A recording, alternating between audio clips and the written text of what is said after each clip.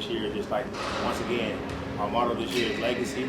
Like I did for a couple reasons, not just for just myself or them, but also the legacy arena. That's what we want to get back to. That's what we want to finish this time. So I want them to leave a legacy. James Clemens be the first. Always get on the court with us. Like, he's not going to be the one playing, so I got to take his role and tell the guys, keep them together. I got 4 years experience, so I got to take use of that. I know what works and what doesn't work. I know the way he teaches and what he wants. So I'm just trying to be like a second voice and to get the guys to understand what we're trying to get going. Yeah, so I think it comes just from my little spin that they have at Auburn as a coaching staff. I do seasons. Instead of having games, we do seasons. So the first half of the season, I give my seniors 10 games to figure out what they want to do, how they want to do it. Then we move on to the second phase. We get to the area play. You want to come top 2 or win your area out. And then you go into the playoffs. It's a whole different mode of how we approach the game and do everything else. Do we want to win all the games? Absolutely. But I'm a big stickler on, you can have 300 wins in your career and never win a state championship. They still going to call you a loser. That's how I look at the situation, because at the end of the day, we all have one common goal, that's to win the state championship. So I don't just pinpoint any team, but as you know, Bob Jones is our rival when it comes down to it. Sparkman has become a big situation with us in a rivalry game, and then after that, we go hunt. I don't want to be hunting. I want to be the hunter. So, Coach, when you look back on film, you get like why he's mad and why he's so passionate about it and where he comes from, and he knows what works. So I gotta trust him. And in the game, it feels a lot easier, like how Blue said. Whenever you like practice the things like way harder than how much you actually play, the game feels so much slower and it gets so much easier when you're actually playing. I told him I did what I wanted to do. We're here now because of the name that we presented ourselves. We want to be fearless and tough.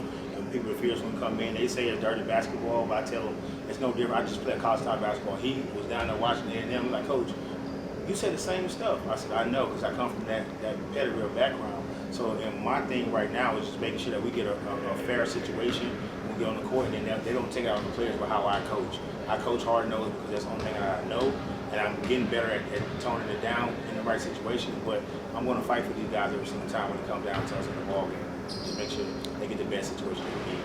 That's awesome. Like I said, with my experience, I just want to get the team on the same page and get us going the way we want to play. Don't let other guys like take us out of our groove.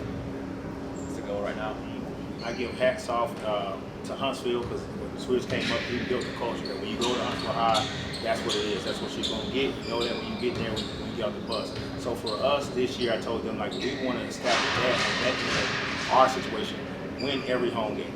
Like that, you can control that narrative. Win every single home game and make the fans want to come out. And also get out in the community. We go out and we do things in the middle school. Open the car ride lines for the guys, and we go and do, they had the Halloween, paint the walls, and do all that situation. So we just go out and get in the community, talk to people, and I think our biggest thing for us is that our social media presence is getting more out there now. Our admin is buying into not only academics. If you go look at academics, we're top of the state when it comes to that. I'm very proud of that. But when it comes down to academics, we're trying to get people on board to understand that they play hand in hand of how things work out for the season.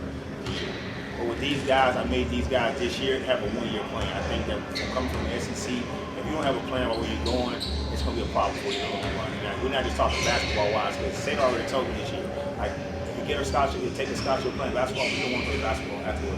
But St. already has a plan. So I'm forcing Blue and these guys to do the same thing, and that's why he's a fierce leader. When you ask St. what he want to do, he can spit it off right like that. He's been around me 4 years.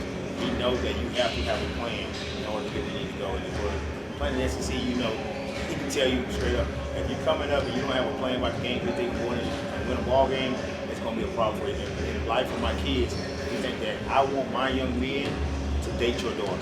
And you be respectful that they date your daughter. You understand they come from a good pedigree of having a great coach and having a great family, that they can date my daughter. So having a plan in that is bigger than just basketball with me. It's about life, and I want to create great young men, not just great basketball.